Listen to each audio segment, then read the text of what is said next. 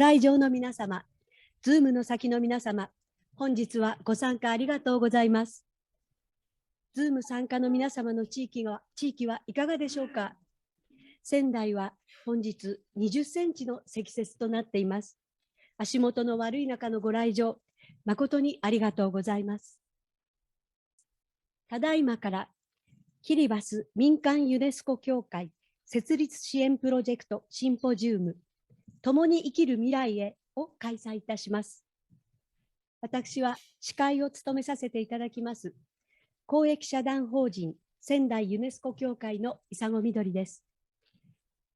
キリバス語に通訳をいたしますのは一般社団法人日本キリバス協会の皆さんです。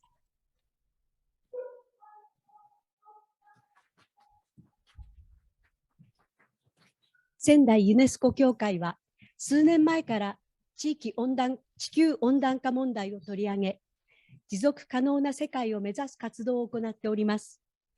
3年前にキリバス民間ユネスコ協会設立支援プロジェクトを立ち上げました。今日は皆様に大事なご報告があります。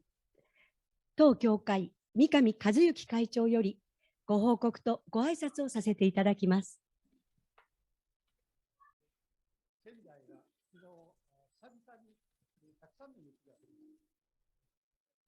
Wala no isabel, yon senday yo banay kura desu no yon aratabo.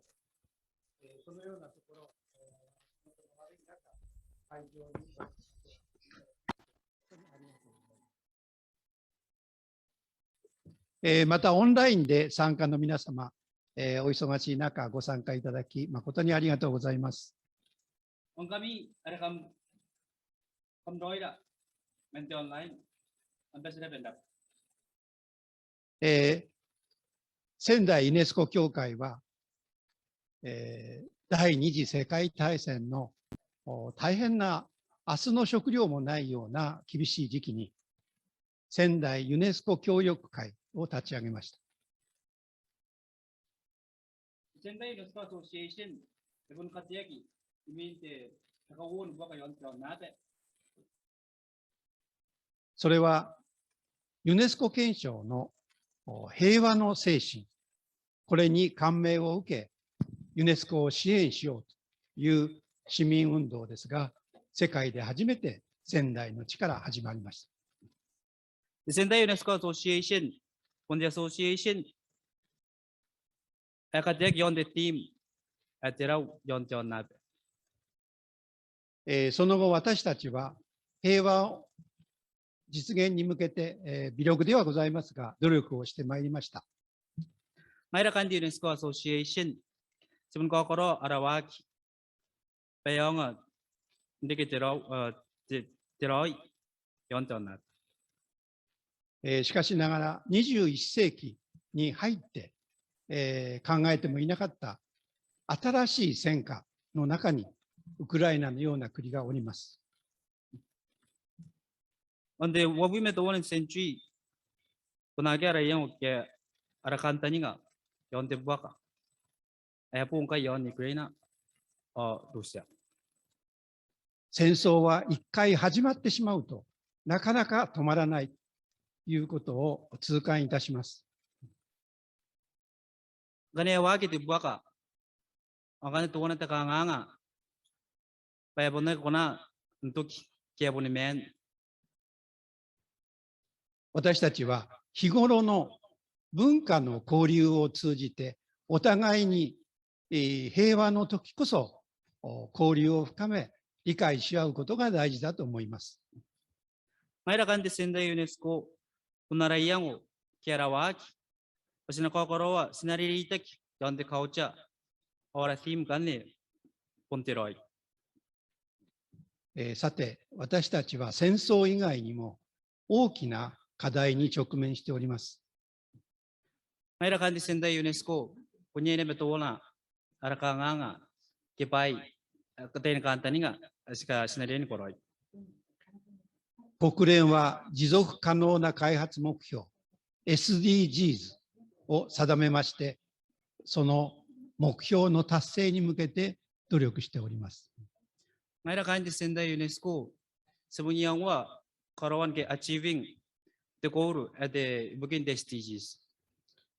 それらの中の一つであります地球の温暖化防止、このことについても仙台ユネスコ協会は取り組んでまいりました。Atau wana na pera waki. Pondiri kere ke me bibitakin kanwani buong ke katokan bibitakin kanwani buong. そこで感じたことは、まずその被害を自分のこととして捉える、自分のこととして感じる、自分ごと化ですね。これが大切だと感じております。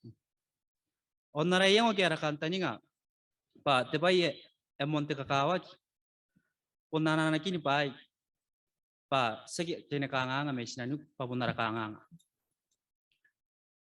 太平洋にあるたくさんの島々、島国のがたくさんございます。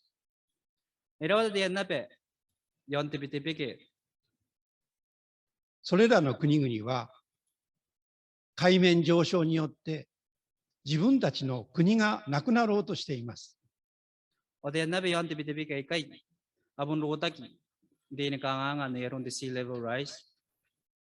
そういう国々と心を共有して、我々は自分ごと化して、なんとか温暖化防止に努力したいと考えておりました。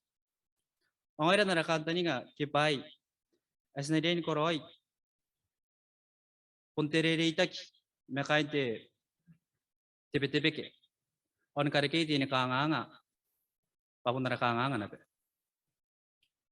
ご縁と申しますか、そういう中で私たちは仙台出身のキリバス人である健太郎小野さんと出会うことができました。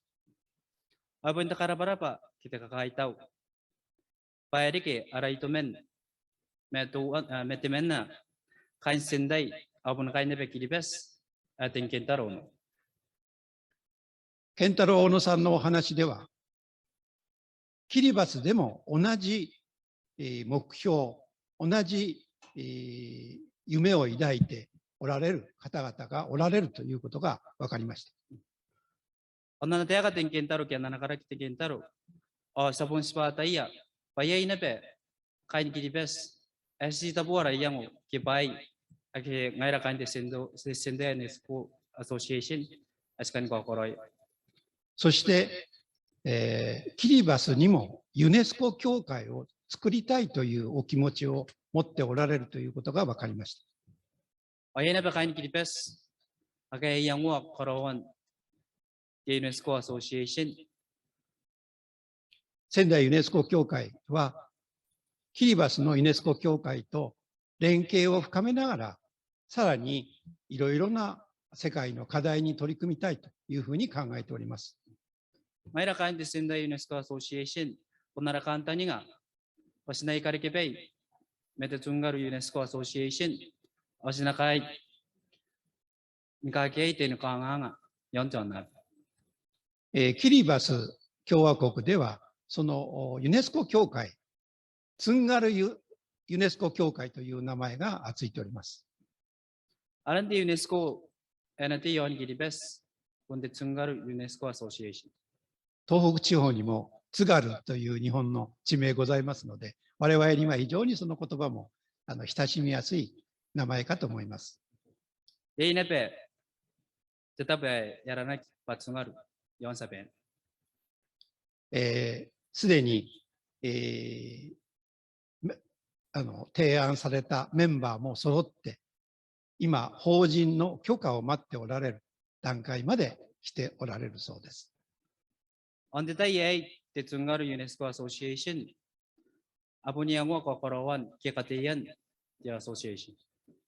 今後キリバスのユネスコ協会とご一緒に、力を合わせながら、これからのいろいろな問題に取り組めるということをとても楽しみにしております。Punde palani karabarabo ni kakaitaw. Ode palani ni kukurei. Paya pun kona di karatai. Kiara yang ora kanta ni nga pasinay karike pay mekain de tungaru UNESCO Association. 本日はキリバスの首都である南タラバ市の市長さん、バハロさんもオンラインで参加してくださる予定でおります。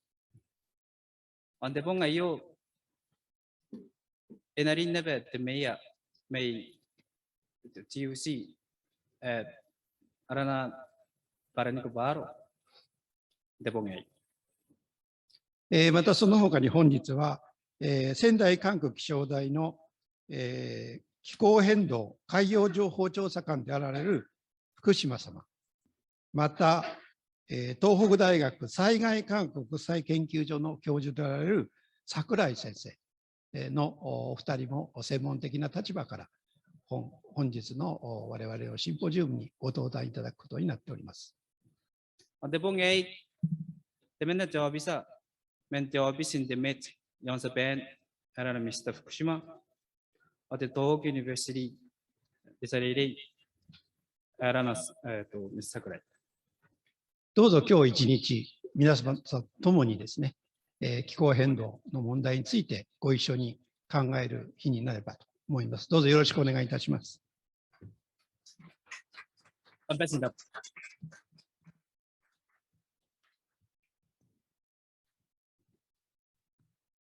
三上会長、ありがとうございました。協会設立に先立って、昨年11月、三上会長と内藤副会長が健太郎小野さん、小野ジョン正夫さんとともにキリバス共和国を訪問いたしました。実り多かった訪問の様子を健太郎小野さんと内藤副会長が報告いたします。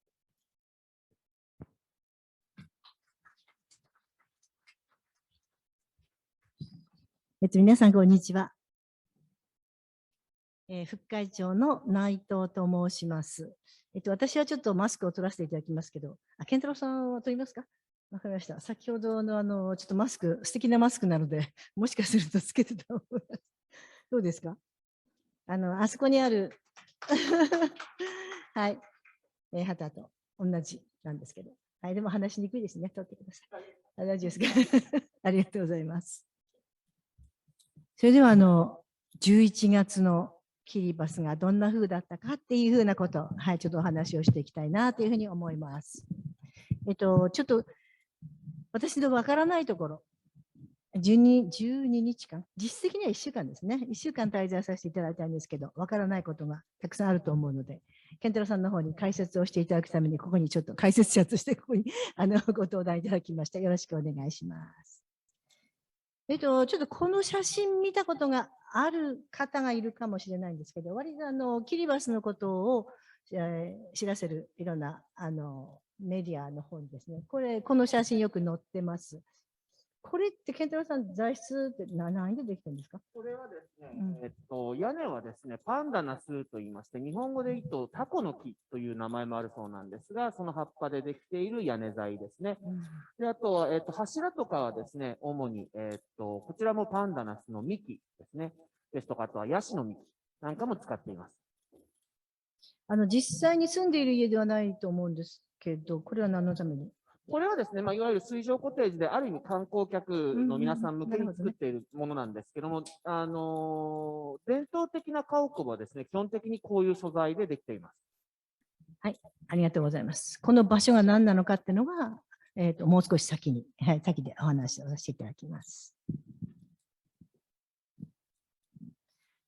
簡単にどうして私たちがこういうシンポジウム、そして健太郎さんっていう方々と出会っていたのかっていうようなことをお話しさせていただきますと、2年前、2020年度ですね、キリバスの民間ユネスコ協会設立支援予備調査プロジェクトという、設立支援プロジェクトというのを立ち上げたんですが、最初は予備調査、本当にキリバスに民間ユネスコ協会立ち上げるというニーズがあるんだろうかとか、そういうところからスタートしたんですね。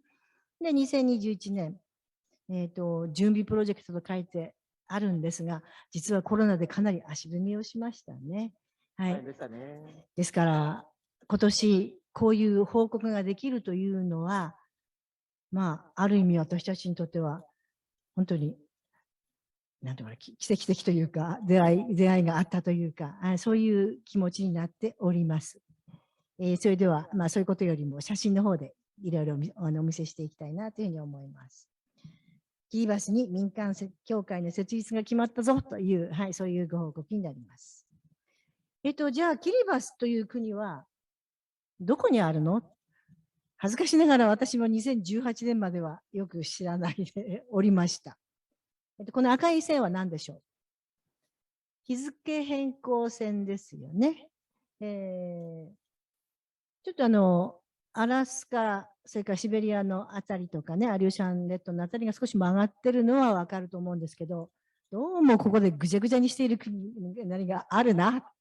それがですね、キリバスなんですね。ご迷惑をおかけしてます、本当に。で日付変更線のつまり真上にあるっていうかな、真上を日付変更線が通ってるのか下を通ってるのかなんですが、今はこう国の中で日付が変わるのは困るので、というようなことで、世界がそれを、日付変更線が曲がっているということは、キリバスのために我慢しましょうというふうなことになっているわけですよね。そうなんですね。実はね、1999年まで国のど真ん中に日付変更線が走っていたものですから、国の西側と東側で日付が違ってたんです。例えば今日仙台が、今日は土曜日ですよね。はい、今日仙台土曜日だと、福岡では金曜日だったんです。これは不便だねということで、日付変更線をキリバスの国境の東沿いにやっと動かしたんですね。そのおかげで、この太平洋の地図見ますと、日付変更線がこうビヨーンと横に出てるという形です。はい、というわけです。私たちが行ったのは、実は、キリバスには33の島があって、そこで国が成り立っているということだったんですけれども、その中のタラワ環礁というところですね。で、北タラワと南タラワというところがあるんだそうですけれども、そこの私たちは南タラワの方に主に行ってきたという感じでしょうかね。ちょっと見えますでしょうか。右側の地図のですね、飛行機の絵が書いてあるんですけど、見えますかね。ここ、私、矢印、ちょっと動かしてみますね。ここに、ボンリキ空港というところがちょうど曲がった L 字の反対にしたの。曲がったようなところなんですけど、ちょっと待ってください。行き過ぎましたね。そこから、南タラワ、こちらのコズウェイと書いてあるのが見えますか？そちらの方まで、ここのあたりをいろいろ行ってみたというふうなところでした。で、下の写真の左側なんですけれども、これはベシオというところに、島に行くための道路ですね、これね。でこれについてちょっと後で説明しますね。で、右側は、これ橋です。で、これが北タラワに渡るための橋というふうに、ちょっと読めないかもしれませんが、ここから北タラワって書いてあります。で、さっきのコズウェイなんですけれども、そのコズウェイに行くところに、こういう記念碑というか、が立っています。日本の国旗とキリバスの国旗。というのは、実はこれは右側に書いてありますが、ただのコーズウェイとは現地の方は呼んでないですね。日本コーズウェイというふうに呼んでいるそうです。で、橋じゃないですね。これは橋というよりは埋め立て道路ですね。沖縄にも同じようなのがあるんですけども、沖縄でね、海中道路っていう名前で呼ばれてます。要は海を埋め立てて、作った道路ですね。はい、下の写真は、そこを走ると、両側にもちろん海が見えるというふうな形になりますね。そうですね。はい。その説明を後にして、キリバスに近づいていく、飛行機のところでちょっとキリバスに行ったぞっていうところを皆さんに一緒に体験していただきたいと思いますが、私たち、直接、キリバスへの飛行機は飛んでいません。シドニーにまず飛びまして、そこから今度はフィジーのナンディっていうところに行きました。そこで一泊して、週2回飛んでいるキリバス行きの飛行機に乗っていったというところなんですね。南太平洋の上を、ちょっと大きかったかな、ごめんなさい。太平洋の上を。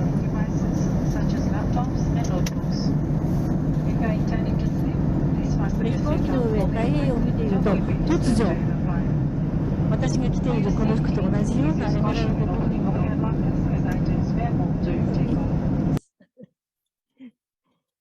綺麗ですよね。ものすごく綺麗です。びっくりします。太平洋の上にこんな、中にね、こんな色が見えてくるという。はいはい。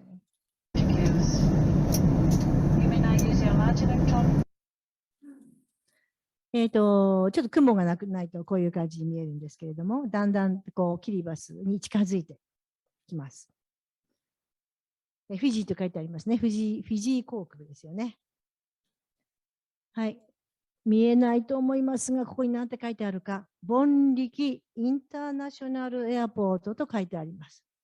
インターナショナルエアポートです。ちょっと私たちがイメージしている空港とは違うかもしれませんが、これがボンリキ空港の建物になります。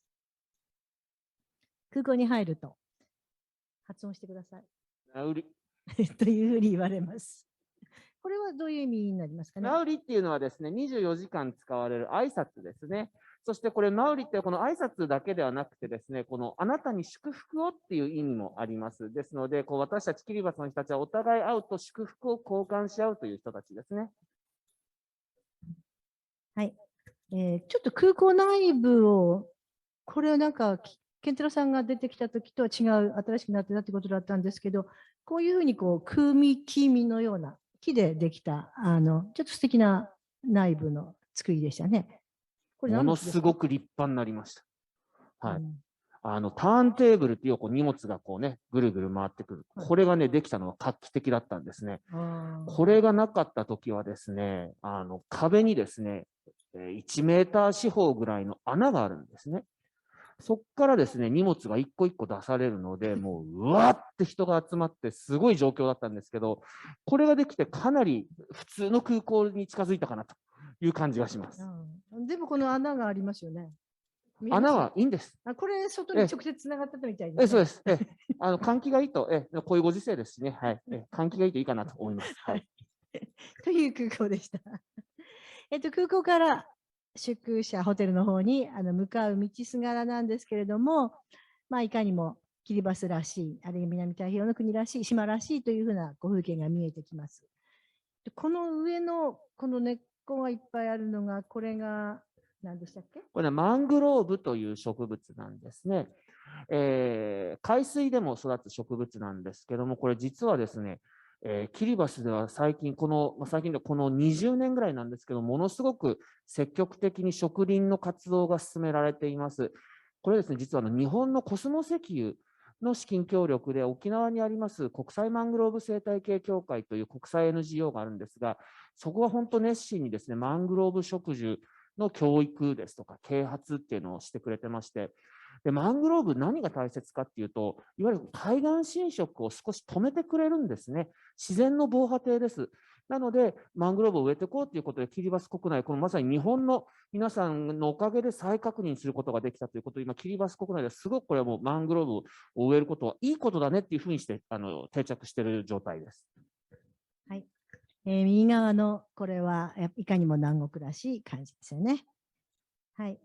で空港からホテルへの道、ちょっとここの辺、もちろん海沿いの、まあ、両側が海で、その中をまっすぐ一本の国道が走っているっていう感じなんですけど、もちろん両側には海で、この辺り、船に乗っている人いますよね。そうですね、はい、これ、漁から帰ってきた人たちかな。そうですね、すぐですね。でもなんでこれ船に乗ってる人を私撮りたかったんではないんです。この場所がとっても大事な場所なんですね。ここにこういうものが立ってました。ちょっと英語ですけど読んでいただければいいですか。まあ、マウリアンドウェルカムというのはいいんですが、はい、エイタビレッジ、エイタ村というところなんですね。The highest point on South Tarawa と書いてあるんです。標高3メートル、一番高いところです。3メートルです。あの場所がですね、南タラワの誇る富士山でございます。はい、で、先生たち、南タラワ、ご滞在の間、何回登頂しましたかね。ぐらい、もう本当普通の道路のところにポコンってちょっと、丘みたいになってるところなんですけども、そこは海抜3メートルで、南タラワで一番海抜の高いところですね。3メートルのところで海面上昇が起きたらどうなるかというその危機感というのが想像できるかなというふうに思います。ホテルに行く前にですね、実はマネアバという、これもパンダナスですね。これもねパンダナスのはい葉っぱでできてるものですね、っていう屋根はね。場所なんですね。はい。ここはとても重要な、キリバスでは重要な場所で、いろんなこう会合のようなものに使われるっていうところなんですけれども、ここで歓迎の式典をするからというふうなことで、私はここに、行ったんですが、国賓並みの艦隊、ちょっと後でご説明しますね。中を見ると、こういう、やはり同じような、なんか素晴らしい組み方というか、なっておりますね。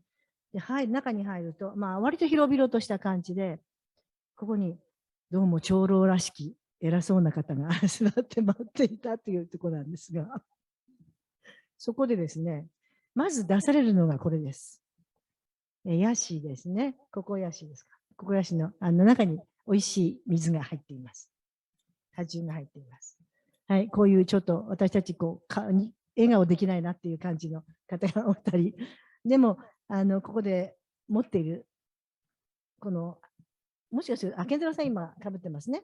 はい。でも生の花で作ってくれるんですけれども、一人一人にこうやってかぶせてくれる。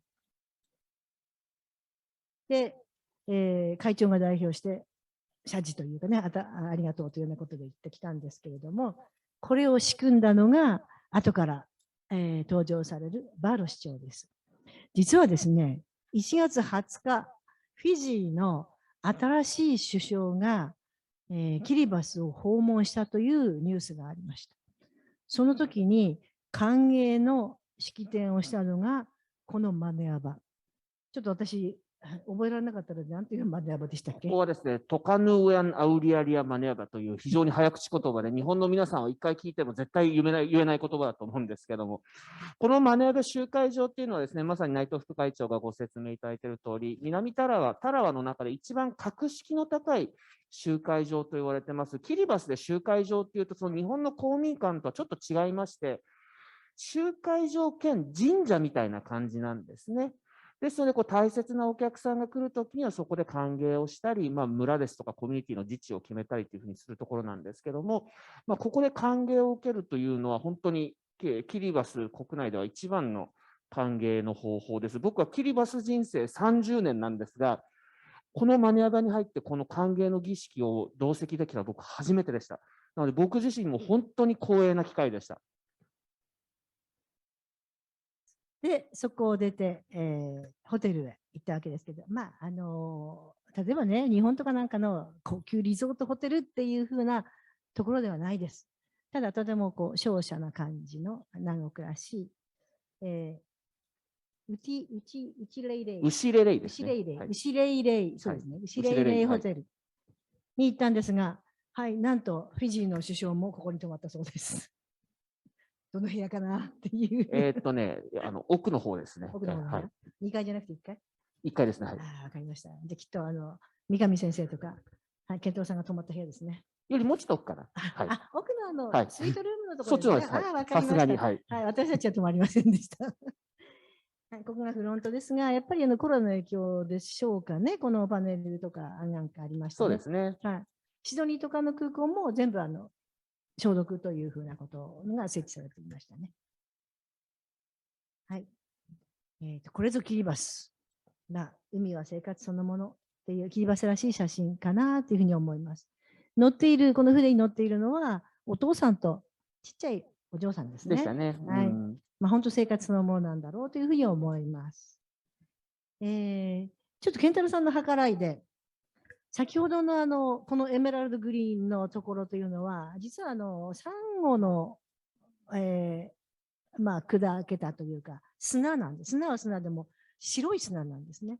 で、そこが、こういう色に、そこに海水が乗ったときに、他のところとは違う、こういうエメラルドグリーンの色になるというふうなところ、ラグーンというそうですけれども、そのラグーンを渡ってですね、橋じゃなくてラグーンを渡って、ちょっと北タラワの方に行ってみましょうと。でそこがキリバスらしいところだからっていうようなことでご案内いただきました。船です。乗っていきました。こういう船だったんですけど、はい。こういう船で行って上陸したのがこういう場所です。ちょっとここは人が住んでいるという場所ではなくて、観光のためのものがあって、こういう先ほどお見せしたような、ちょっと小さい感じの、建物というか、なんて言うんでしょうね。はい。この壁はありません。これはヤシの葉で、マットはそうですね、ヤシの葉っぱで編んだヤシのものですね。葉を編んで、はい。壁のような、なんだろうな、すだれのような。そうですね。はいはい。というふうなところなんですが、ここが私たちの今夜の宿でした。この上にマットレスが置いてあってですね。で、もちろん壁を下ろしても下ろさなくてもいいんですけれども、ここに蚊帳がありまして、蚊帳を自分の分、蚊帳なんて言ったって今若い人知らないかもしれませんけど、蚊帳をつって、蚊帳を下ろして、そこの中で一人で眠るというふうな、はい、そういうちょっと素敵な夜を過ごしてきました。で、まずラグーンに夕日が沈むというところが本当に素晴らしいんですね。これは正雄さんが撮ってくれた、はい、写真なんですけれども、夕日が沈む瞬間。そして夕闇が訪れると空がこんな風な色になってくる。夜は、これはもう満月でしたね、あの時はね。で潮の満ち引きが非常に大きくて、夜中にピチャピチャピチャピチャ音がしてましたけど、何回か弾いてましたね。そうですね。はい。で、夜眠って朝起きるときもまたこのようなもう太陽の昇るところが見えてくるというラグーン、砂浜の向こう側に見えるんですね。これもちょっとその瞬間を捉えたくてずっとラグーンの砂の上にいたんですけれども、雲の湧き上がる感じとか、砂浜の遠浅がずっと続く感じとか、そういうのを経験してきました。で、向こうに見えるちょっとオレンジ色っぽいもの、これ先ほどの私たちが乗ってきた船なんですが、水なんか全然ないんですよね。砂の上にポツンと取り残されてるっていう感じで、これじゃあいつ帰れるんだろうという船は使えないというふうな状況なんですけど、大丈夫、潮が満ちてきたら、そこで乗って、で、その間に帰るという。そうです。ですから、もう時間というよりは潮の満ち引きで、船の光を、はい、コントロールされるというふうな、そうですね。そういうことになってますね。キリバスの人たちはね、こういう冗談よく言うんですよ。外国人は時間に支配されてる。でもうちらは時間を支配してるんだ。だから分刻みでね、何時何分っていうふうにやってる生活してると、どうしてもこの生活スタイルではなかなか合わないわけですよね。結局、いや、潮引いてるから南からは戻れないよって、もうそれでおしまいになってしまいますからね。はい。はい。先ほどの上陸したところの建物なんですけれども、そこが朝食、昼食、夕食の会場です。で贅沢な朝食というのは、贅沢ですよね。これ多分キリバスの方々が食べているようなメニューではないですね。ではないですね、さすがにね。これは違います。違うんです。でも、飼っている鶏、豚はハムになったかな。どうすかね。どうですかね。あったんですけど、こういう食材を、駆使して私たちのために作ってくださったんですね。それが贅沢というふうなこともありますし、贅沢な空間、贅沢な眺め、贅沢な時間というふうなことを感じてまいりました。ちょっと食べ物が出たので、どんなものを食べてるのかなっていうことで、ちょっと皆さんにお見せしたいと思います。ここにあるのは、海の幸ではないものもあります。バナナといってもバナナ、数えているわけではないですよね。はい、これ私たち1週間、7人ですかね。食べきれませんでした。この黄色いところぐらいまでで、あとは残してきました。そのぐらい。それからこれ何でしたっけ？これ、パンダナスの実ですね。先ほどから、たくさん登場してますけども。これ実はバーロ市長の取り計らいでですね、初日の夜でしたかね、持ってきてくれたもので、味はですね、ものすごくまず繊維質です。もう繊維の塊です。で、それをもう噛んで果汁を味わうものなんですけど、どうでしょう、柿みたいな味って言ったらいいのかな。ちょっとそう、繊維があってね、歯に挟まるような感じ、すごく挟まります。はい。そうでしたね。はい、ちょっとバーロさんいますね。もう早速入ってらっしゃいます。はい。入ってますね。聞いていらっしゃると思います。これがお刺身ですよ。カツオの刺身のような感じですね。はい。でこれが割とキリバスらしいかな。多分、その刺身のようなものを生のカツオを、ココナッツミルクですね。ココナッツミルクにつけたような感じの食べ物ですかね。これがパンの木のパンの実のフライ。はい。これが最高にうまいですね、これね。美味しかったですね。うんチップスのような感じで美味しかったですね。で、ここにあるのは結構米を食べる。まあ、ただ米が、取れるわけではないんですね。これも全部輸入だそうですけれども、はい、そういう生活。で、海の幸と書きました。すごいですよ。私たち伊勢海老と言いますけど、ロブスターですかね。これは、何でしたっけ？ヤシガニです。ヤシガニ、はい。これはちょっとここでしか食べられないという。はい。本当に海の幸というふうな。まあ、これはでも、大歓迎していただいたんですね。通常はそんなに出てこないというふうなことらしいです。はい。でそのおもてなし、食べ物でのおもてなしのことなんですけど、ちょっと私たち、まあ、美味しそうに食べてることは食べてるんですけど、ちょっと顔が必死なんですよ。なんでかっていうとですね、これは多分、今、バーラさんのお隣にいる会長さんがこういうふうにたくさんの食べ物が、用意されてるんですけど、これは来た方々が実はお宅から自分たちで持ってきて私たちのために作ってくれたものを持ってきてるんですね。それを私客が全部好きなものを取り分けて、先にまず食べるわけです。で、取ってきたらそれでいいかと思うと違うんですね。私たちが食べ終わるまで皆さんは全く食べないんです。で早く食べなきゃとか、ちょっとお借りしたけど我慢とか、まあそういうこともありまして、ちょっとこれ必死で食べている。なんか申し訳なくて、早く食べなきゃいけないなっていう、はい、そういうふうなちょっと余計なことも考えましたけど、はい、こういうふうな感じで、まあ、向こうで座って待ってる方々いますよね。こういうのがおもてなしでした。で、おもてなしの、また、いろんな方法があるんですけど、歌をちょっと聞いてください。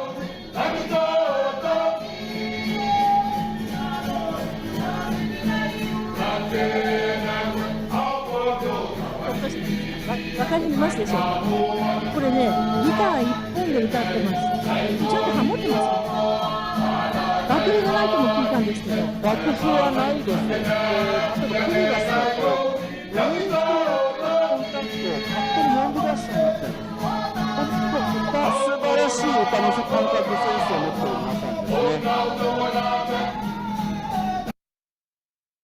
はい、ここの下に座っていらっしゃる方、私たち客も座ってましたね、椅子がありましたね。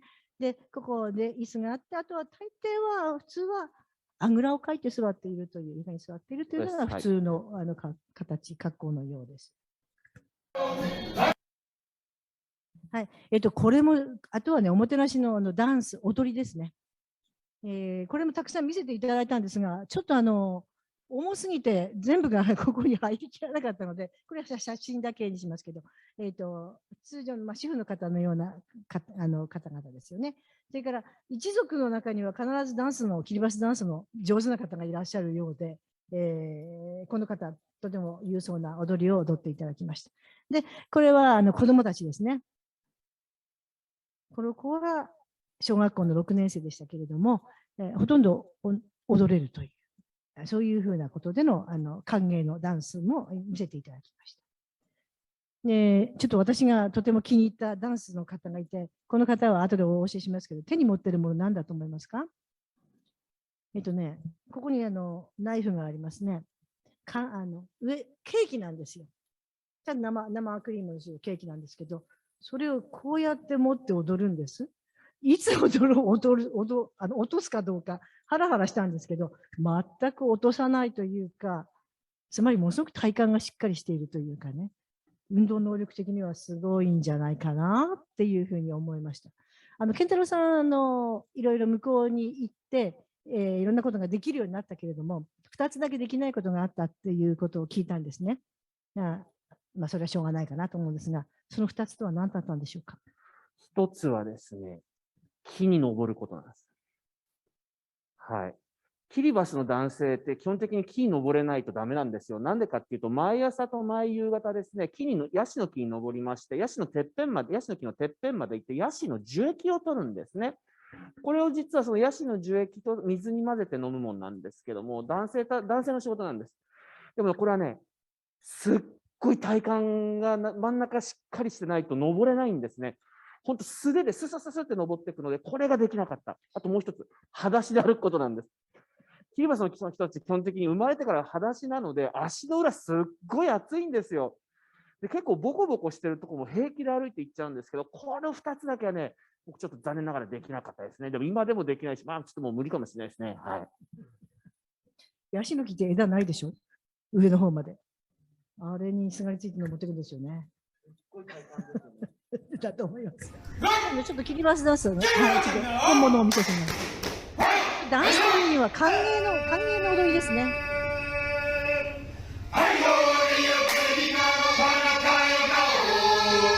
自分たちで歌いながら踊ります。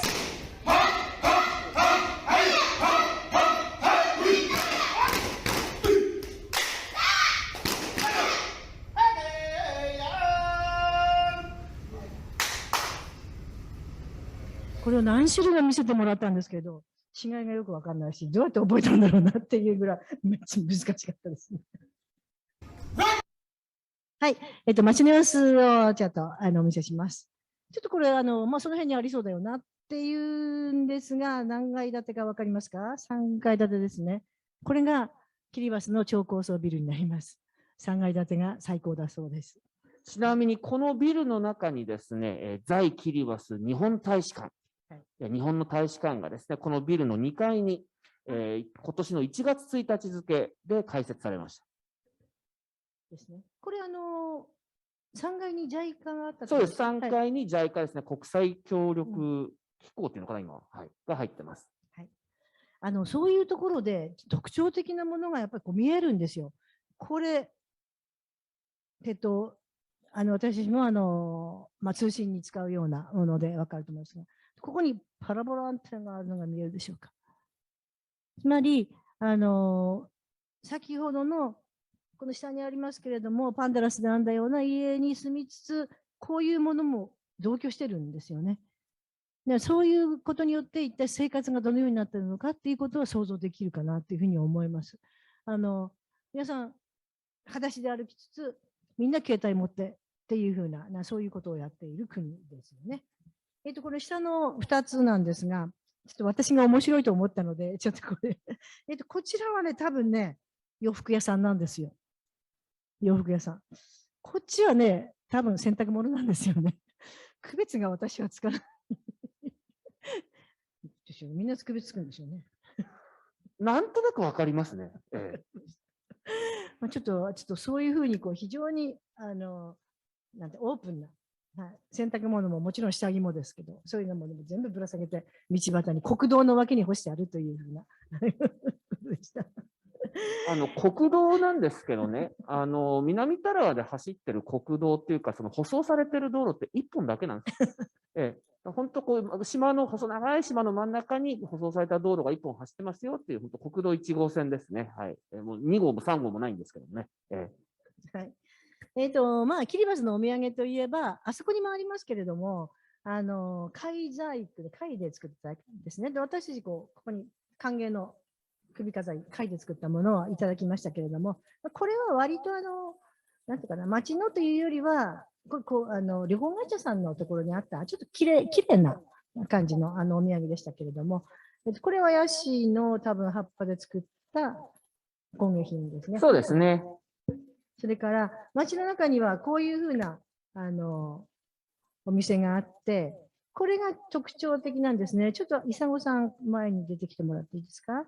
イサゴさんにも来ていただいてますけれども、シーブタという、なんか、キリバス独特の女性の着るブラウスなんだそうですけれども、ここにギャザーが入って可愛いんですね。年齢関係なく着てます。このおばあちゃんも着てます。あ、違う。イサゴさんは若いんですけど、ここにいるおばあちゃん、はい、多分私と同じぐらいだと思うんですが、来ていました。このおばあさんが、こういう貝細工がとても上手な方でしたね。はい、ここで、いろいろお土産を買ってきたんですね。赤塚さん、ここから買いました。はい。道の両脇には道端のお店がありまして、特徴的なのがこの魚屋さんですよね。取れた魚。これ、カツオです。ゴロッと置いてあります。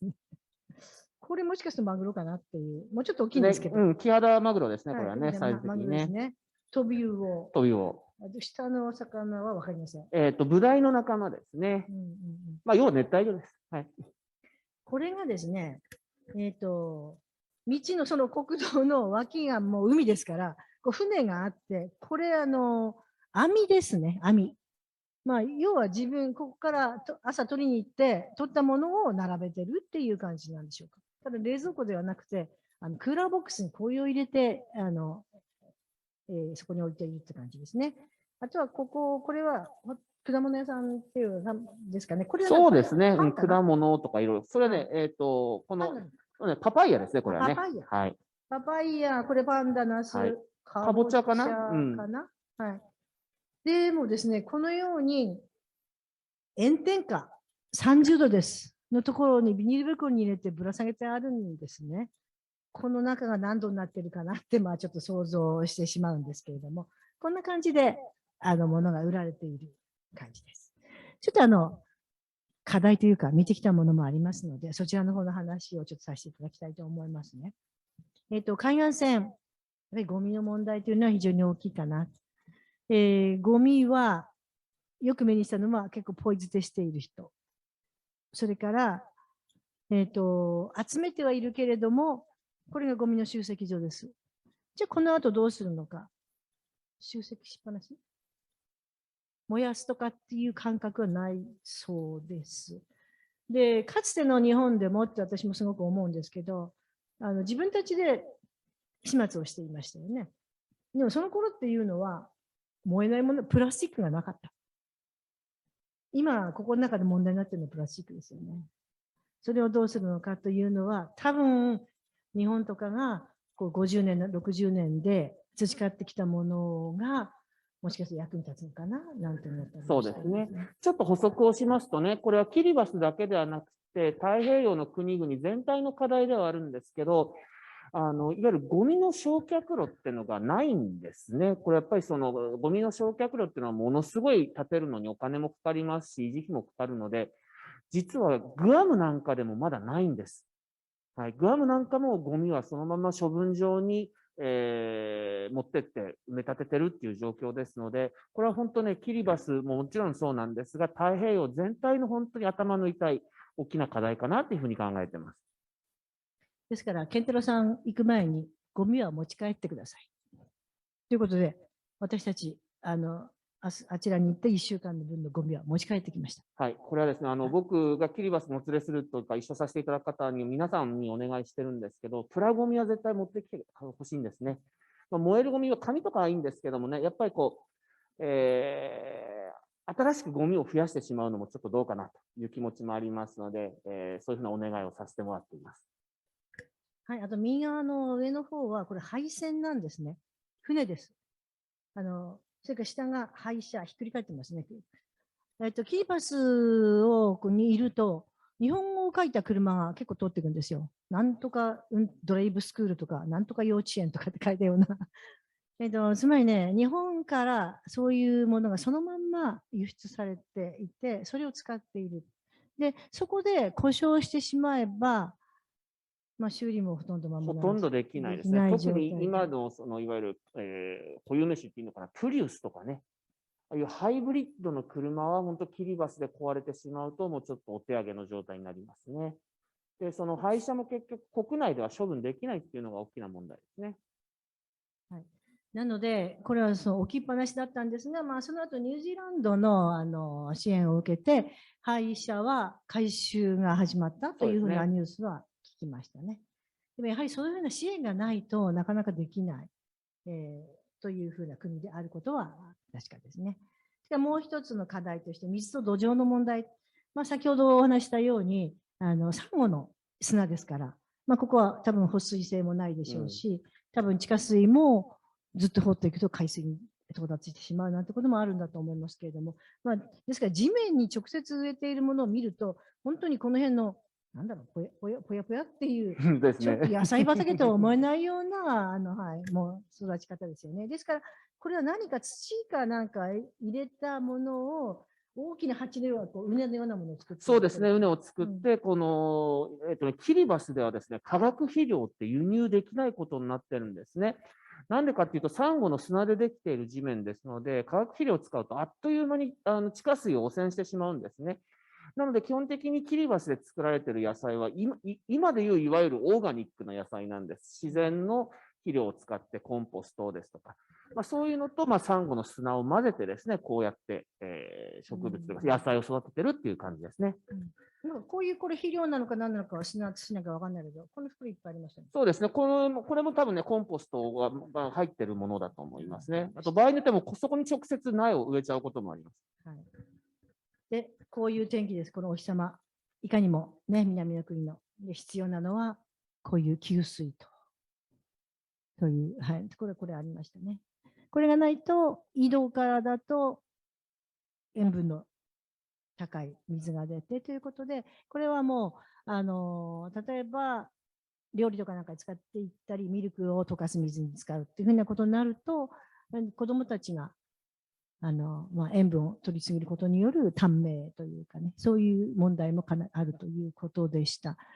平均寿命が50ぐらいでしたっけ？少し伸びたんですが、でもまだ60代前半ですね。はい。なので、お年寄りあんまりいないかなと思っていたんですが、結構高齢の方もいらっしゃるんですね。じゃあ、それは何なのかというと、やっぱり乳幼児の死亡率が高いというふうなことで、そういう数字になってしまうという。そうなんですね。キリバスは残念ながら、この感染症ですね、特に乳幼児の感染症が、乳幼児で感染症にかかってしまって、その死亡率っていうのが実は世界でもかなり高い国なんです。やっぱり一番は水の問題でしたり、やっぱりこの気候変動によって、水質があまり良くない状況になっている。いろんな要因があるんですが、それは本当に理由でしてね、子どもたちの乳幼児の死亡率が非常に高い国、その結果、平均寿命がガンと下がってるっていうことになりますね。はい。ちょっと健太郎さん、急がないとダメみたいですよ。はい、すいません。それからもう一つ、もちろんこれが私たちが健太郎さんと出会った最初の課題だったんですけれども、海岸侵食の問題ですよね。これ、護岸してあるんですね。こういうふうにもうしっかり作っているところもあれば、こういう、なんていうんですか、こういうので。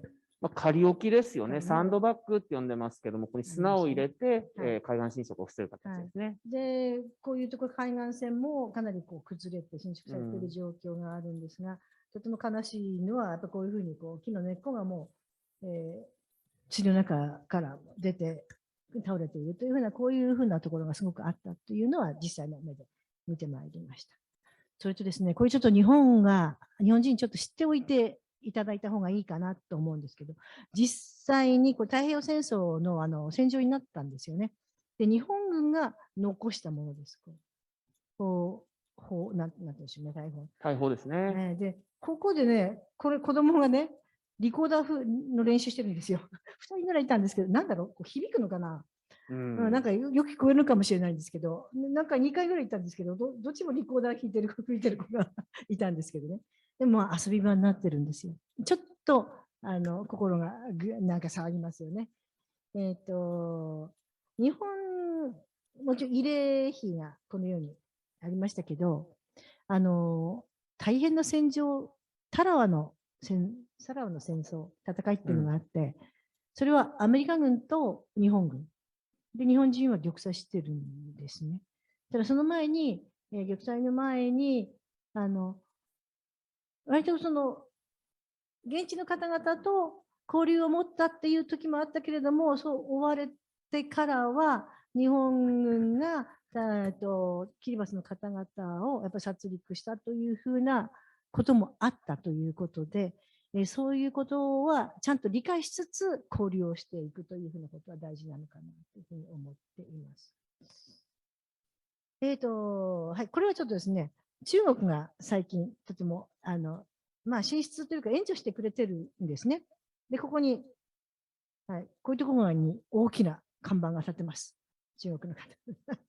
それからこれ中国大使館かなですね。それからこれはマネアバのところの太陽光発電なんですけど。そうですね、街灯ですね。ね、はい、中国の援助でできましたって書いてあります。で、まあ、北タラワは先ほどの南タラワ市のような感じではなくて、本当に自然と共存している生活だなと思ったんですけど、ここにやっぱ海に行って取る魚の網がありますし、でも、まあ、バイクとかがすごく、立派なバイクがすごくありましたね。で、共存っていうのは何を意味するかと言いますとですね、ちょっと見えにくいかもしれません。ここにいるのは鶏です。鶏っていうのかな、鳥です。で、ここにいるのが豚です。でこれも豚です。寝てますね。ここにいるのがね、犬なんですよ。首輪をした犬はいません。で、犬や猫は日本人はペットだと思ってます。で、私行って動物だなって思いました。天国なのかもしれないですね。犬猫にとっても。改めてね、はい認識しますよ、キリバス行くと。犬、猫は動物だなと。ペットじゃないです。はい。すいません。ちょっと私たち学校との交流しているので、ちょっと学校の方をちょっと説明したいと思うんですが、これ北田原の小学校に日曜日だったんですが、無断侵入しました。そして、見てきたんですけど、高学年棟、中学年棟、低学年棟っていう風な形になっていて、中にはいろんなものが貼られてましたけど、キリバス語と英語とでいろんな学習内容を書いてました。で、それはとても私たちがやってるカリキュラムと非常に近いところもあるなと思いながら見てきたんですけれども、入ってびっくりしたのが涼しいんですよ。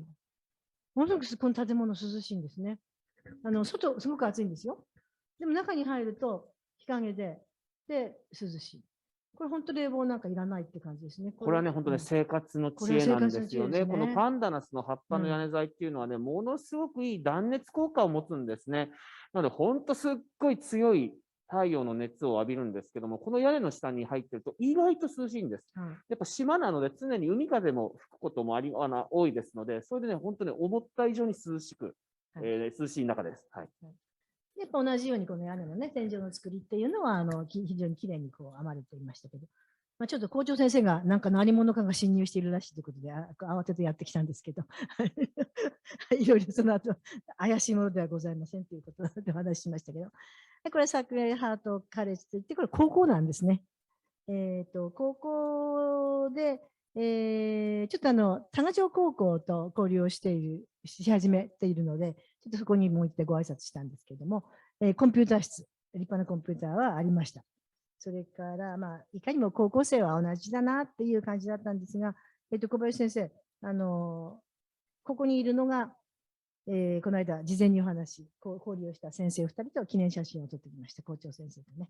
で、ユニセフが入っていて、衛生の指導というかな、手を洗いましょうなんていう指導をしてましたね。でこれがお昼のお弁当という感じで、はい、お昼になるとバーッと出ていくのは日本の高校生と一緒だなと思って、はい、見てまいりました。それと、ちょっとこれを後で、開放に、ユネスコの開放があるんですが、開放に、説明を書きましたので、そちらは後で読んでいただけるといいんですけども、教師の日、国連の教師の日っていうので、どんな教師されというふうなことを、多分校長先生書いたんですかね、書いてあったんですが、素晴らしい内容だったので、はい、英語を読める方。内藤先生ね、これ、校長先生が書いたんじゃない？違うの？学生が書いたの。そうなんですか？そう、だからもっとすごくないですか？すごい。うん。じゃあそれも含めて、ちょっと開放の方にさらに入れていきたいと思います。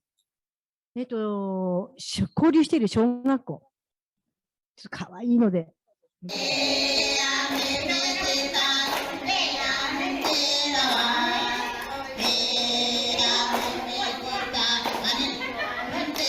生です。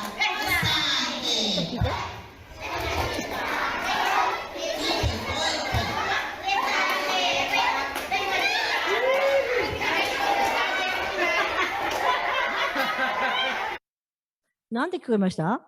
じゃんけんぽんって聞こえませんでした？聞こえなかった。じゃんけん。じゃんけんぽいって言います。で、パーとチョキ見えましたね。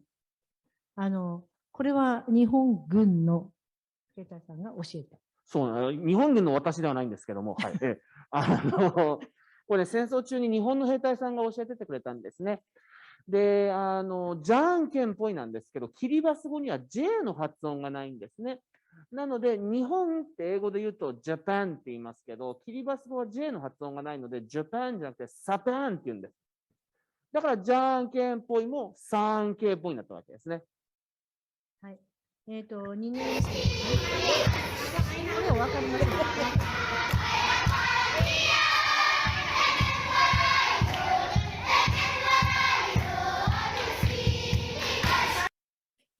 時間がないので、ばっぱといきますね。3年生です。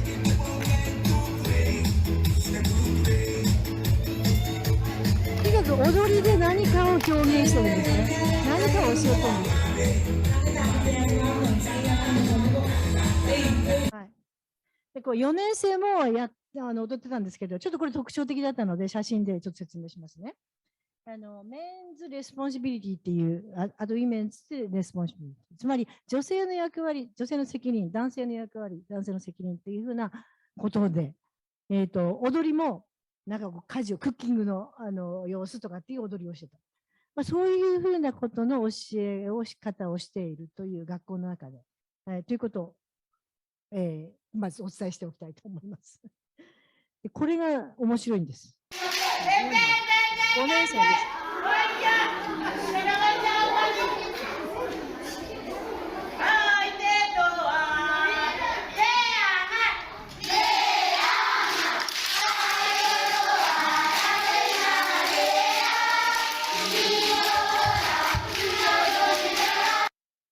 わかります？私たち女性の方は分かると思うんですが、手遊びでなんとかでこうやったことはないですかね。なんとかかんとかの忘れましたけど、そういうのを気を持ってやるんですよね。これは何か教えてるのか、あるいはなんかこう調整力とか、なんかそういうものを遊びの中からこうやっていくのか。まあ多分分析していくとそうなのかもしれないんですけど、太平洋の中でああやって座って棒で手遊びじゃないんですけど、するっていうのはミクロネシアの地域だけなんですね。他の地域ではしないんです、あんまり。なので、これもかなりキリバス独特の、しょっちゅう見れるものではないので、これもすごいラッキーだったなと思いました。はい、で、6年生なんですけど、まだ作ってます。ヤシの葉で。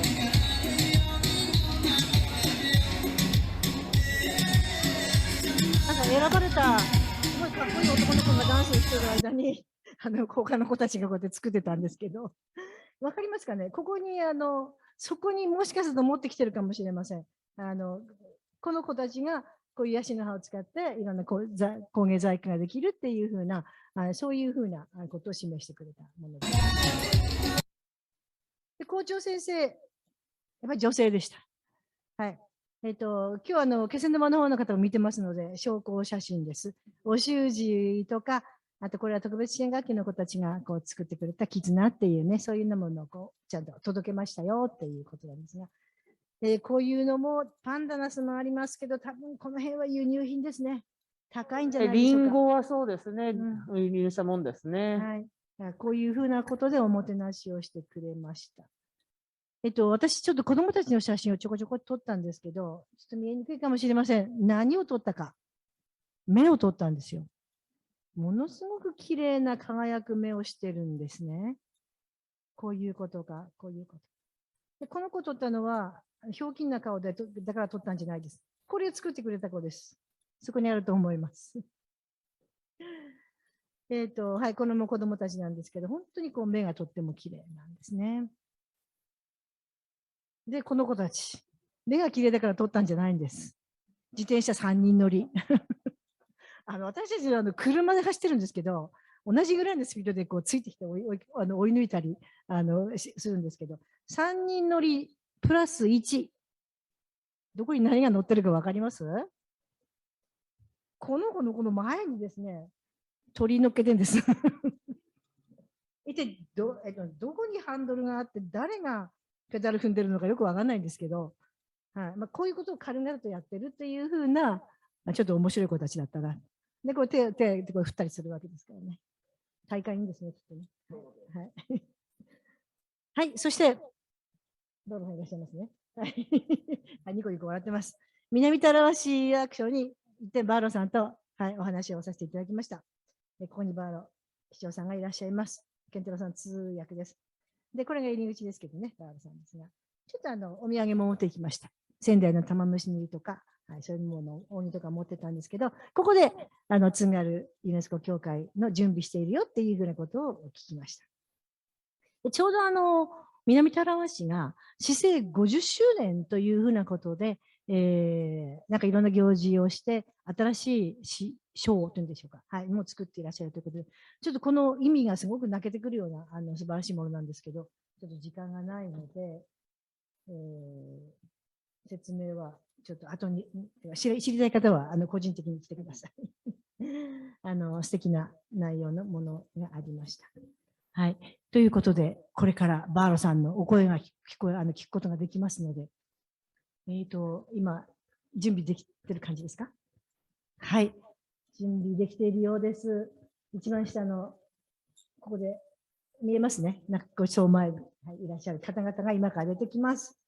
はい。それでは、ここからはですね、ちょっと私、切りバスもダメなので、健太郎さんの方にバトンタッチをしたいと思います。まず最初にメンバーの方のご紹介からお願いしたいと思います。はい、ありがとうございます。はい、本日はですね、キリバスの南田良市とつなぎまして、南田良市の、バラニコ・バーロ市長、あとは、どうする？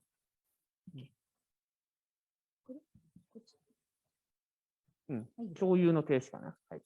それでバラニコ・バーロ市長、あとはですね、NGO ですね、であります、ボートカーンテ・ターレナという団体があります。これはどういう団体かと言いますと、特にキリバス、南タラワの若者ですね。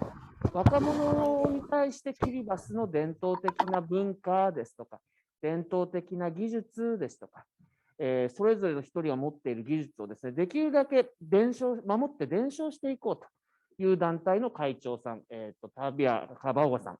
あとはもう一人ですね、この同じ団体からですね、元南タラワ、選挙区の選出の国会議員であります、マレコ・トフィガ博士の3名の方にですね、今日はお越しいただいております。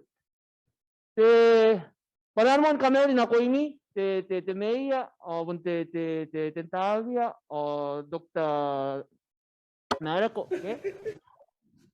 Sa ko mo na ko ini, kalaro na bayar, kabubusi ba, kamkunan na nga, ami maruro to tana. Iya, koraba, ya kan ako, koraba kentaro, sa kan ako may kay, sa tabi ko mo temana kamawit, na konti presensin Sendai UNESCO Association, Dr. Kazuyuki Mikami, the women presence, Miss Keiko Naito, Mr. Kousou Masusaka, kain Amita Ibora Nibabaire, Kentaro, Mr. Kentaro Ono, na musu in Kapene, Oi, in Kami in Kapene, Ake Areke Rokomi, Angami Ake Kamangora Yon Satane, the Tayay, come the Benin Mel.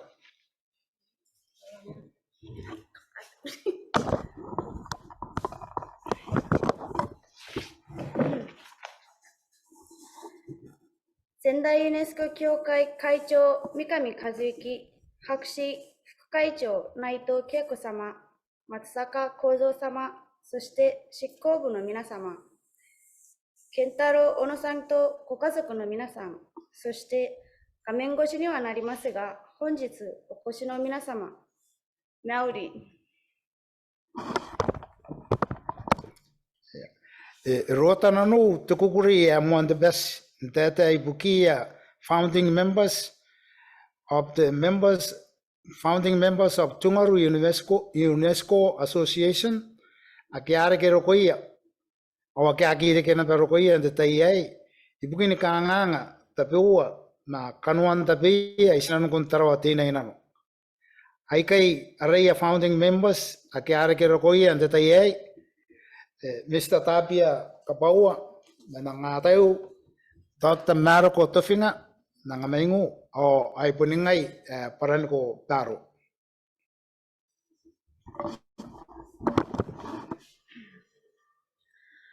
津軽ユネスコ協会の設立メンバーを代表し、一言ご挨拶を申し上げるのは大変光栄なことです。残念ながら、離島初中などで全員ではないのですが、今日、設立メンバーとして、タービア・カバウアさん、マルコ・トフィガ博士と私、バラニコ・バーローが参加しています。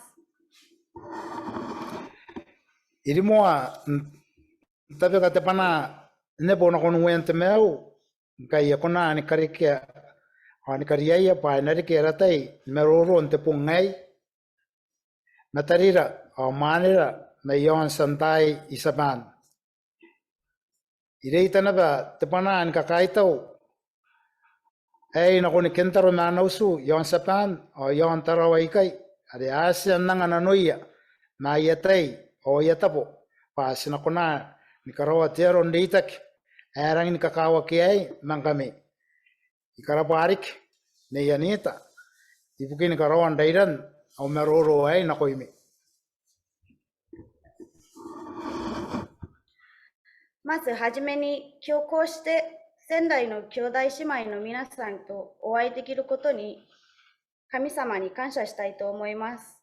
また、皆さんとお会いするこの大変重要な機会のために、場所や準備に協力された日本とキリバスの健太郎さんのご家族に感謝したいと思います。特に私の挨拶を通訳してくれるアニータさんに感謝したいと思います。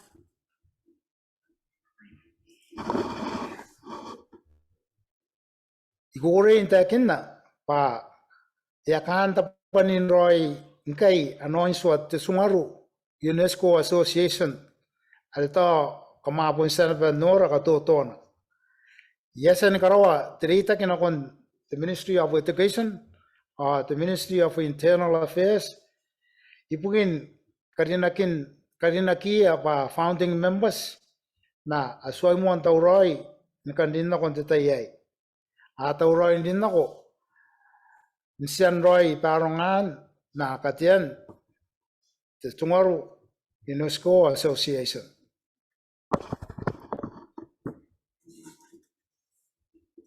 以前皆さんにご紹介した通り、津軽ユネスコ協会の定款が大変嬉しいことに間もなく完成します。教育所と内務省の関係者にも個人の立場で設立メンバーとして参加に声をかけ、設立後にメンバーとして参加されることになりました。Men na noin sua tungaru UNESCO Association ikona ni kangai pa anakai ni kataratara ke kanuan min tenjio way data kina na Sendai UNESCO Association pa anaranga poka ibugin ka koroan nanon anakai ni bari UNESCO yon kiribes pa enakatauro atirnas matiroro ndikirak yon kiribes nakoni kanganga kapon pai akya ko nandik men pipitaki ni kanuan pong men norak inako ay kakakanap John nap naron na norak into COVID-19 akya ako na dikinipus yanon teta ituwa na matuwa na kontay ay kanarok 津軽ユネスコ協会の定款は、この団体のビジョンと夢を示すものであり、ユネスコの精神をキリバス国内に広めるっていうミッション実現には、仙台ユネスコ協会との緊密な連携、そして仙台ユネスコ協会の協力と支援が不可欠です。また、気候変動が引き起こすさまざまな深刻な問題や、新型コロナウイルスなど世界で流行する危険な病気などにキリバスの若者たちが立ち向かう支援をすることもそのミッションの一つとなります。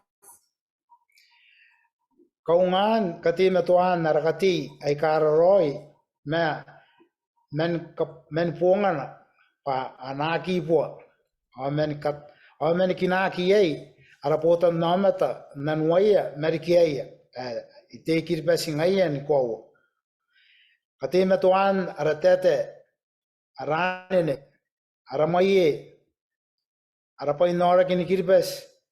Rapaka uni kiribes na kayanok. Na yaron kapaan toa. Tukuro karele. Tekatima niya.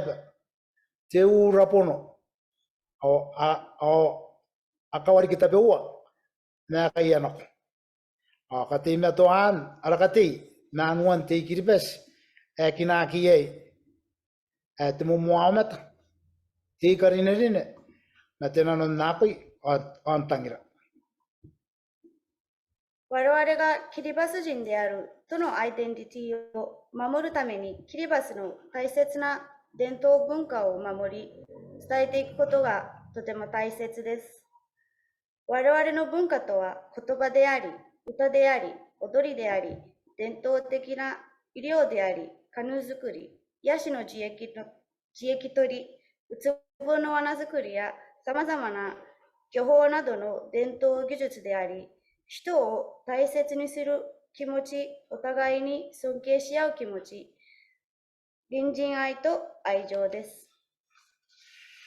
Irang ini kakawa kinata pa ade kona Nikoroi at Sungaru UNESCO Association enaki kauntata ade wakin na the Ministry of Education na anaria inuoi anuak ibugini kokororawan nanon na nakantani nga ti UNESCO. Paipon diay ade nakaisa ka kiroi ana tiyo wara te Tungaru UNESCO Association na ana tiyo wara the Ministry of Education ni de kereke na kokororawan nanon na nakantani nga UNESCO ntutukoi kauntata ke okiokiran te mapuri asito wana ria rapata ai ka woa ai kai awai pukina ai ni kaina te Tungaru UNESCO Association iron te amendment the Ministry of Education te manna man the Ministry of Internal Affairs ni mangana to manpong. さて、津軽ユネスコ協会の運営とキリバスにおけるユネスコ精神の啓発には、教育所との連携は欠かせません。このことから、ユネスコ関連の活動で重複を防ぎ、それぞれの役割を確認するため、今後、教育所と協議を進めていきます。このことから個人の立場ですが、教育所と内務省の関係者をメンバーとして招聘するものです。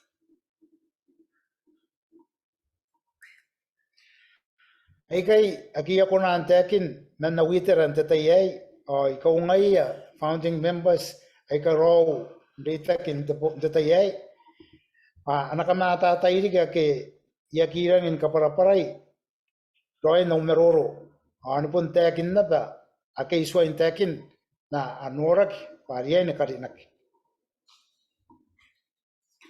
私からは以上となりますが、付け加える点などあると思います。ここからは今日同席している設立メンバーにマイクを譲りたいと思います。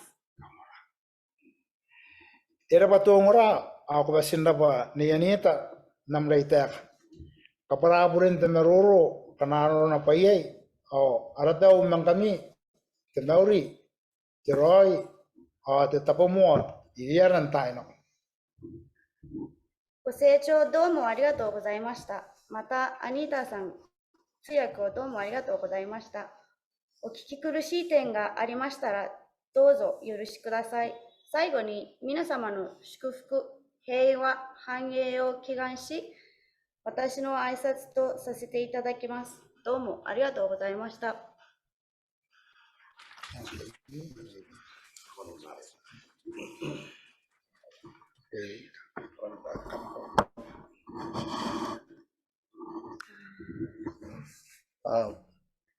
Maori the business and the Sendo UNESCO Association, Dr. Kazuki Mikami na Amsim, ay punikain sa paan ni Kapan. そして日本の Ano 皆 na pa さ ni ん、 Maori? こんにちは。マウリって返してあげてください。せーの。マウリ。Ay, ngayon, kain de putokan de tarena. Silang ini kukuri, hindi kipa kain tungaru UNESCO Association. ポートカンテターレナアソシエーションがあ今回こうしてツンガル、 the nature of the ユネスコ協会化することを大変感謝しております。あ、いや、なこい。Manim makuri, ma temeya, unti yusi, regamasan ng banana. Yon, kanuan de oinsua, makuri digi, tapewa, akiatangidak. なかなかもわけ。またですね、こうして今回、バーロ市長の強力な指導のもとですね、こうしてツンガルユネスコ協会設立の準備に私たちの団体が参加できることを大変光栄に思っておりますし、この活動に心から賛同するものであります。はいや。Ngayon, kain, putokan, titare na, siwagi tuta na, yon nay. Detayay yan tumakuriya ka nga itong aking kay naron tuwa na kapunganan titare na ari atakin na de meya na naripos na kaya na kakatugi ora kapantewa kapantiaus kapuntunan tare na nako ora pa ko nikitipas sa ika aben na kayo nikitipas sa ika anak ko na nipuwa the climate change. Okay. バーロ市長が先ほど言った通りですね、このユネスコはまさに、教育であり、科学であり、文化の団体であります。そして私どもの団体も、このキリバスの伝統的な技術、伝統的な文化を守り、伝承していくことが大切な役割であります。それは例えばカヌー作りでありますとか、民間療法、歌、踊りといったものです。こういったことを私たち、まさにユネスコの精神そのものを私たちの活動で進めているものでありますし、こうしてこのユネスコ協会設立というバーロ市長のもとされること、これはまさに私たちの団体の方針にも合致しているものであります。いや。Takawawa si Riley pa yung tare na ay kakakoko. Ngayon titayay suwagi na Riley yung tare na ay tununik. Ibukin ti amarake karikian temokuri. Ibuki araron digirak. Apun kain nigidipas ikapan. また我々はこの気候変動によって我々の文化がこのままでは存亡の危機にあると言っても過言ではないと思います。またこの気候変動が私たちの毎日の生活、私たちが毎日口にする食べ物にも大きな影響を与えています。このことから、キリバスの伝統的な実は植物ですとか野菜の栽培方法があるんですが、その伝承と、教育をもこの団体として進めていくことになっております。いや。Tekatanua kamatuan ni kate ni Kilipas. Napakaw ni Kilipas. Kang tirigia ni Kilipas. Pain ako rin kang nakainis na mayroon ti Kilipas. Ano ka silang iniputo ko yan ata. Naroon na rin itakin na temeya. Enang kami na akin na pati the Tungaru UNESCO Association are kang abunan na pa kang anam mo kuya kang atay nakarayan tayo ay kanaro silang inukukuri kay regayo may kay itakin na temeya na nakongora na koimi.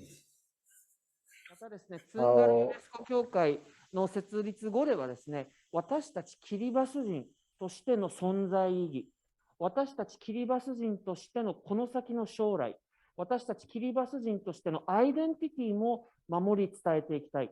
これをまさにユネスコの精神で若い世代に私たちのアイデンティティ、キリバス人とは何たるものかというものを伝えていきたい。というふうに思っております。このことから、先ほどバーロ市長もご挨拶の中で述べておりました。まさにこれもユネスコが考えている理念、理想に合致するものかと思います。ですので、このツーンガルユネスコ協会設立後ですね、さまざまな活動、キリバス人とは何たるや、キリバス人を守るため、キリバス人のアイデンティティを守るための活動も進めていきたいというふうに思っております。はいや。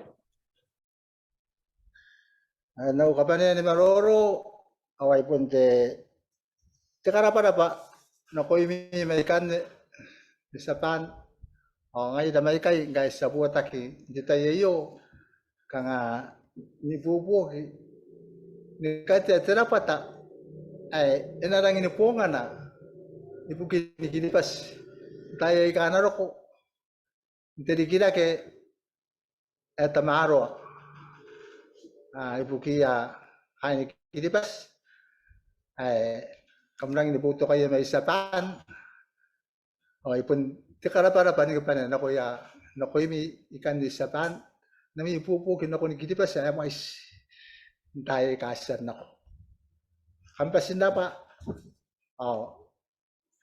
Alapaiman kami, Delauri, Teroy, Adetapo mo. はい、そして最後になりますが、今後、仙台ユネスコ協会の皆さんと密に連携して、ユネスコ精神の啓発、そしてキリバスの発展の一助として、この仙台ユネスコ協会とツンガルユネスコ協会の緊密な連携に私たちはとても期待しております。また、一キリバス国民としてどうか一言、日本国民の皆さんにお礼を言わせてください。日本の政府と国民の皆さんのご協力でさまざまな無償資金協力をキリバスは受けることができました。そのおかげでキリバスの経済発展は少しずつではあるんですが、実現しております。このことから日本国民の皆さんの善意のお気持ちに心から感謝したいと思います。そして今度はまた民間レベル、ユネスコ協会に話を戻すんですが、先ほど申し上げた通り、今後緊密な連携のもとにですね、友情を積み上げていきたい。そしてキリバスの発展のために日本の皆さんから学ぶことがたくさんあると思います。ですので今後ぜひぜひ仲良くしていただければなというふうに思っております。最後になりますが、祝福と平和と繁栄が皆様と共にやることを心からお祈りしております。どうもありがとうございました。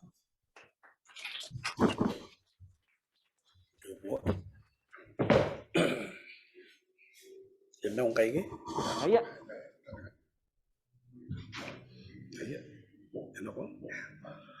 Maurite Tarira o Manada Yon Sapan Kain Terapata the Sentai UNESCO Association Maurin kami せーの。仙台ユネスコ協会の兄弟姉妹の皆様、一言ご挨拶を申し上げます。はいや。Deitan na yan maroro taru akiasya nangapanaya mau irang kahit taon paikatakin paan tamin inakatakin waginaki yon na para kiripas.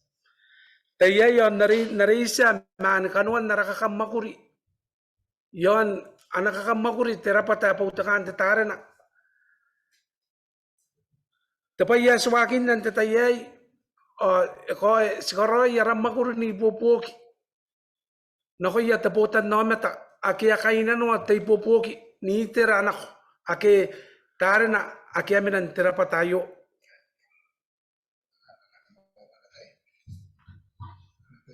まずですね、私の前に2人ご挨拶をさせていただきました。この2人の挨拶がですね、これから私たちツンガルユネスコ協会がどういう方向、どういうビジョンを持って進んでいくか、ということをお伝えできたかというふうに思います。でここでは簡単にですね、私どもの団体、ボートカンテターレナという団体の活動を皆さんにご紹介したいと思います。この団体は先ほどご案内があった通りです。キリバスの伝統的な技術ですとか、伝統的な方法、伝統的な医療を通してですね、キリバスの皆さんに協力をしていくといった団体であります。はいや。Te ibukin narakamakuri on karawan si pangaray ibukin manarapota kayo nakon taputan no mata E mai siapa makoro ai ka tangira te boboki. Na koira atarpon kan po kakian nararapa tayo. Tapi tapun siapa makoro tapi metenua siapa makoro ada kainanua po kaya. Ibukin anak kakak makoro terapa tayo. Mai siya kaya senda ke po kaya njatayai menara kakak makori emorarki itiran nora ke kya kira ke po kaya mento nora ki. Akhirnya kita mai siya tepupua teningaun mamen. Mai siya amata kaya senda ke po kaya naraitera jatayai. What about Nararia mo, okay? はい。Tepupua teningaun mamen. はい、はい。ですね、ご参考までになんですが、ちょっと一旦皆さんにご紹介したいんですが、特にこの団体ではですね、南タラワに本部があるんですけども、キリバス全土でいろいろな活動をしております。キリバスにも民間医療っていうのがあるんですが、実はもう病院で入院して治療を受けたんだけども、ちょっと病院では治せなかったような患者さんが伝統医療によって、完治した患者さんがいます。これまでですね、134名の患者さんがキリバスの伝統的な医療によって、病気を、完治することができました。いや、naku intenta abi. De sirang karapara po sekali tahu namiyango tarira amanira may saban namiyango arakam na ka kankatia terapata naronang kami nami kakamakuri ibukin tayo ikanaroko ibukin tapotan na mata. Sirang kose matakukuray pangkanaran na pa yate te chungaru UNESCO Association inarang noraki tapaya tamaro iroya tapotan na mata yon kiripas pa tetarana yaki mama koro tetarana yaki ururi taya tetarana ite meto aron tamaro na nakitoki ipukin na papunta paintangira mayroon tamarari karawa. はい。このツンガルユネスコ協会が設立されることに、設立の暁にはですね、まさにキリバスの文化、伝統の継承がとても大きなものになると思います。先ほどバーロ市長からご紹介がありました、私たちの文化、伝統というのは歌であり、踊りであり、言葉であり、そして伝統的な医療ですとか漁業の方法です。まさにこれはユネスコそのものと言ってもいいのかなというふうに思います。そういった中でこういった大切な活動を進めていく中で仙台ユネスコ協会の兄弟姉妹の皆さんとの連携がとても大切なものになります。そして皆さんのご理解とご支援がものすごく大切なものになります。ですので、正式に津軽ユネスコ協会が設立された暁にはですね、ぜひ皆さんと緊密な連携をとってですね、様々な活動を進めていきたい、そして友好を深めていきたいというふうに思っております。はいや。Rapa, ay pandaw ka pa niya ni Maroro, ay punta ka kaitaw, hindi kin tatayay, pa Maroro ran tatayay, mang kami, ay nakarikiya, tiyuta kiya, tamarwa, nakonpong ay kanaro ko, ibukiya, araputan na mata.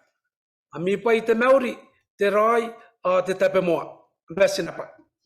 最後になりますが、今日こうした機会に恵まれること、そして皆さんとお会いすること、本当に感謝しています。どうもありがとうございました。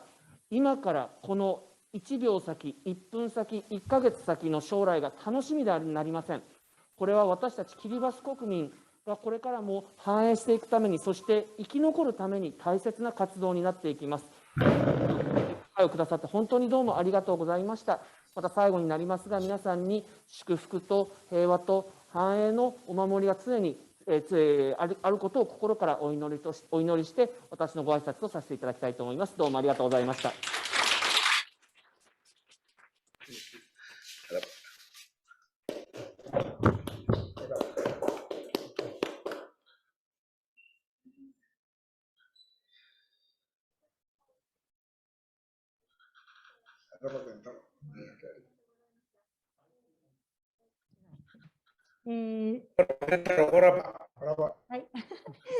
はい、素晴らしいご挨拶ありがとうございました。私たちからお祝いと歓迎の気持ちを込めて、仙台ユネスコ協会のメンバーが、ちょっと、皆さんにご挨拶をしたいと思います。Ente meia o te Dr. Merco te tabia ke bunte banan kaita o karabara narun nami meroro e monte kawa ke o monte kaunga nano ke o iei ayara kanga aya kai ke to ayara kanga aya te aka ni katekerai o kameuri na koini ana kawasa mo te ia io ke Ya, ya. Dapat.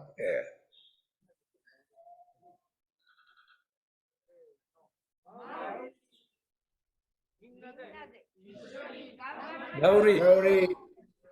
sai kare ke na kontai ka naro Iya. Kenapa? Oh, Kaya. thank you. Ambroko. Ya, kamu. ayo kami Thank you. ano yung kami ke sa mga Ria tadi kami. Iya, ke. Kalau bagian tar. ayo te kare kanon te weekend ayo ami wakina ko ke Iya, tinggal ini bang kami kan. こんなになると。はい、どうもありがとうございました。 Iya, capo.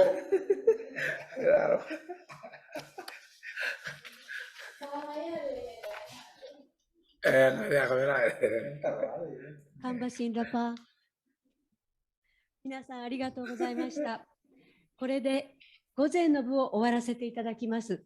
午後は12時45分、キリバス時間では15時45分からリレー公演を行います。